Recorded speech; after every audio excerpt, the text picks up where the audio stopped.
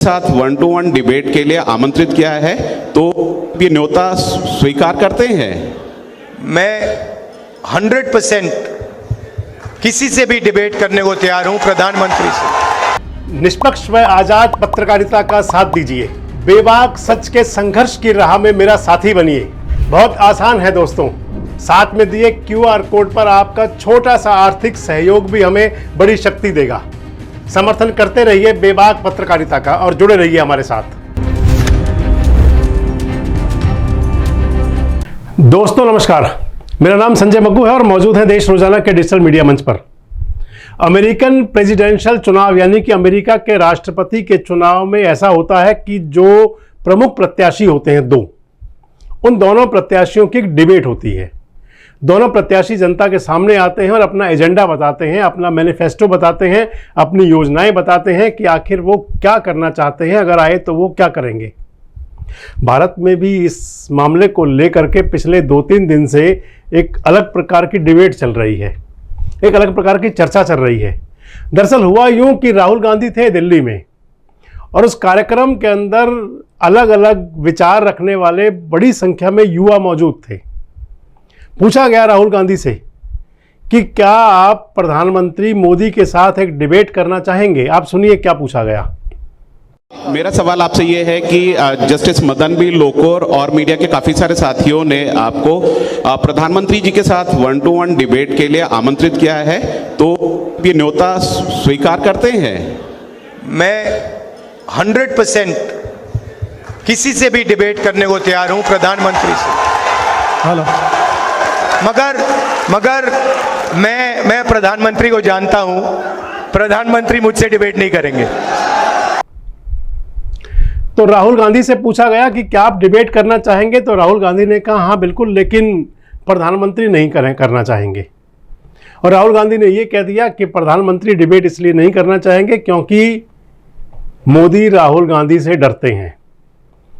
ये राहुल गांधी की भाषा है वैसे इस प्रकार की। राहुल गांधी जहां भी बोलते हैं ऐसा बोलते हैं कि मोदी डरते हैं, ये होता है वो होता है, और राहुल गांधी बड़े अग्रेसिवली बात किया करते हैं।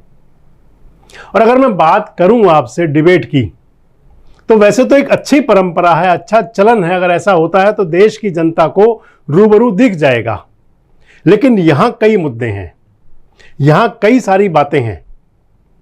भारतीय जनता पार्टी के लोग इस पे अपना तर्क दे सकते हैं अलग से। अगर ये बात जनता के बीच जाती है तो बीजेपी के लोगों का तर्क होगा कि भाई प्रधानमंत्री नरेंद्र मोदी तो अगला चेहरा भी हैं बीजेपी का, एनडीए का।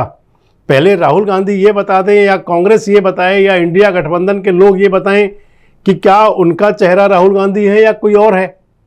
जब तक सामने आमने चेहरा नहीं हो तो कैसी डिबेट। ये बात भी ठीक है बिल्कुल, लेकिन बड़ी बात ये आ जाती है कि आखिर चेहरा तो कोई होगा ही।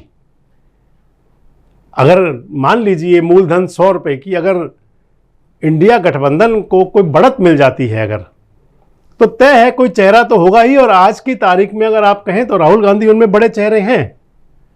और अगर हम पार्टी की बात करें तो भले ही कांग्रेस पार्टी देश की सभी 543 सीटों पर चुनाव ना लड़ रही हो, भले ही भारतीय जनता पार्टी भी 543 सीटों पर चुनाव ना लड़ रही हो, भले ही 543 सीटों पर इंडिया और एनडीए अपने अपने हिसाब से जो उनका सीटों का गठबंधन हुआ हो उसके आधार पर चुनाव लड़ रहा हो, लेकिन ये तो जरूर है कि दोनों पार्टियों का गठबंधन चुनाव लड़ रहा है। और दोनों पार्टियों के स्टार प्रचारक तो इस समय दोनों गठबंधनों के, इंडिया गठबंधन के स्टार प्रचारक राहुल गांधी हैं और एनडीए गठबंधन के स्टार प्रचारक नरेंद्र मोदी हैं।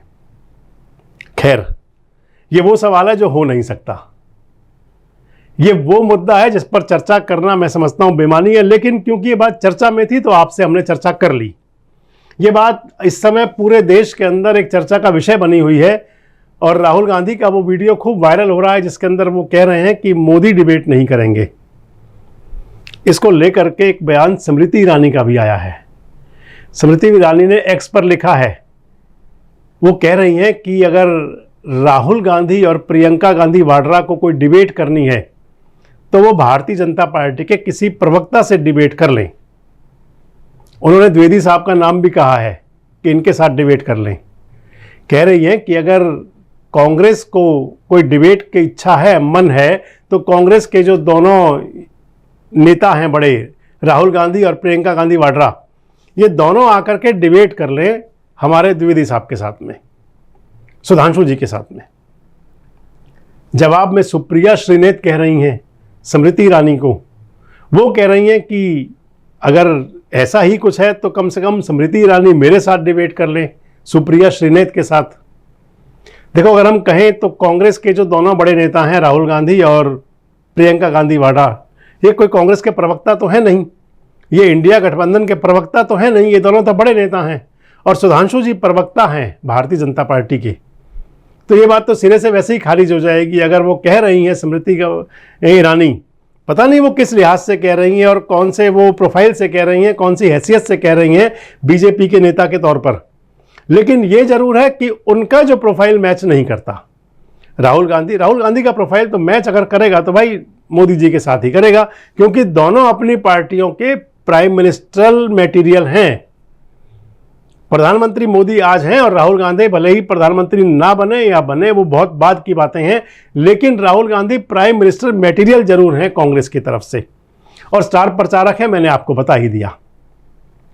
अब बड़ी बात ये आती है कि दोस्तों, देश की जनता को ये जो दोनों बड़े नेता हैं नरेंद्र मोदी जी और राहुल गांधी जी, इन दोनों की तरफ से अलग अलग प्रकार के भाषण सुनने को मिलते हैं।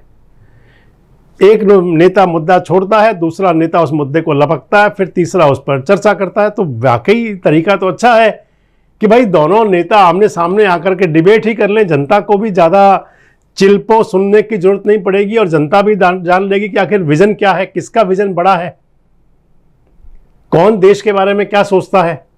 जहां एक तरफ प्रधानमंत्री जी देश की जो इकोनॉमी को 5 ट्रिलियन से 3 ट्रिलियन और उसके बाद में बड़े लेवल तक ले जाने की बात करते हैं, 2047 की बात करते हैं, तो राहुल गांधी कहते हैं कि ऐसा कुछ हुआ नहीं। राहुल गांधी कहते हैं कि जीएसटी को ही हटा दूंगा मैं तो इन सब मुद्दों पर अगर डिबेट हो जाए तो ज़्यादा बेटर है। लेकिन राहुल गांधी जी का बयान आ चुका है, वो कहते हैं कि मोदी मुझसे डरते हैं, और मैंने आपको बताया कि राहुल गांधी के बयान होते भी ऐसे ही हैं, ये मैंने आपको पहले ही बताया। खैर, क्या आपको लगता है कि अगर इस प्रकार की कोई व्यवस्था हो तो देश की जनता के लिए अच्छा होगा? ये बड़ा सवाल है। जो मैं आपको बता रहा था कि दोनों नेता, दोनों पार्टियों के, दोनों पक्षों के, दोनों गठबंधनों के नेता मुद्दे उछालते हैं, दूसरे गठबंधन का नेता मुद्दा पकड़ता है। आप चाहे वहीं से लेकर के चलें। इस पूरे चुनाव में जो अभी तक 3 चरण का चुनाव हो चुका है और अब परसों चौथे चरण का मतदान होगा, यानी कि आधी से ज्यादा सीटों पर तो मतदान हो चुका है और आधी से कम सीट अब बाकी बची हुई हैं। हालांकि ये चर्चा तो होनी चाहिए थी तभी जब चुनाव शुरू हो रहा था, ताकि वो जो 3 फेज का चुनाव हुआ वो भी इसके अंदर इंक्लूड होते। लेकिन खैर, अब ये चर्चा चली है अगर, तो मैं आपको बता रहा था कि चुनाव के अंदर मुद्दे उठाए कैसे जा रहे हैं आजकल। आपने देखा होगा, अभी पिछले दिनों की बात ये भी कर ले, लेटेस्ट, उससे पहले के सारे हैं, मटन, चिकन, फिश, ये सब था खाना का। उसके बाद पहनावे के मुद्दे थे कि कौन क्या पहन रहा है। प्रियंका गांधी वाड्रा ने कहा था कि मोदी जी के कुर्ते पर सिलवट नहीं आती। तो जो मैंने आपको बताया खान पान वाला कि मोदी जी उठा रहे थे राहुल गांधी के मटन की मौज और तेजस्वी के फिश की मौज, वो सब भी था। देश की जनता ने देखा, वो चुनाव मुद्दे बनते हुए देखा कि चुनाव के मुद्दे बन रहे हैं। उसके बाद में वहाँ से वो हिंदू मुसलमान तो देश की राजनीति के लिए, खासकर जब चुनाव होता है तो मुद्दा बन जाता है। जाति और धर्म तो मुद्दा बन जाता है, आप कुछ भी कहें, चाहे वो प्रधानमंत्री से लेकर के और ग्राम प्रधान के आप भाषण सुन लें, ये बात जरूर आ जाती हैं। अगर अगली बात करें तो इस चुनाव के अंदर तो विरासत, मंगलसूत्र, हो सकता है आगे चल के शायद पैर की पाजेब तक भी आए। काला धन, पहले चुनाव में आपने देखा होगा राहुल गांधी अडानी अंबानी करते थे, अब प्रधानमंत्री जी ने बीच में 1-2 दिन किया अडानी अंबानी। तो ये सारी बातें हैं और देश की जनता के सामने अगर वाकई ये डिबेट हो जाएगी, चाहे वो क्वेश्चन तय हो तो भी हो जाएगा, लेकिन ऐसा संभव दिखाई देता नहीं है। और इसके लिए आपने सुन भी लिया कि जो बयान आए, स्मृति ईरानी ने कह दिया सुधांशु जी से बात कर लो और सुप्रिया श्रीनेत ने कहा कि तुम ही मुझसे बात कर लो। आपको क्या लगता है कि बातों बातों में ये चुनाव प्रचार पूरा हो जाएगा और 7 चरण का मतदान हो जाएगा और बातों ही बातों में 4 जून आ जाएगा?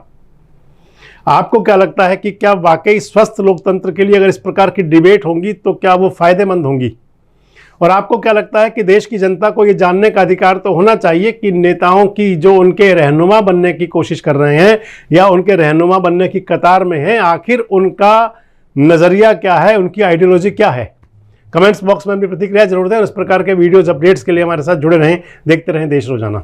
हमारे साथ जुड़े रहने के लिए देखते रहिए देश रोजाना का यूट्यूब चैनल, सब्सक्राइब कीजिए। साथ ही देश रोजाना की खबरें सबसे पहले देखने के लिए प्रेस कीजिए बेल आइकन।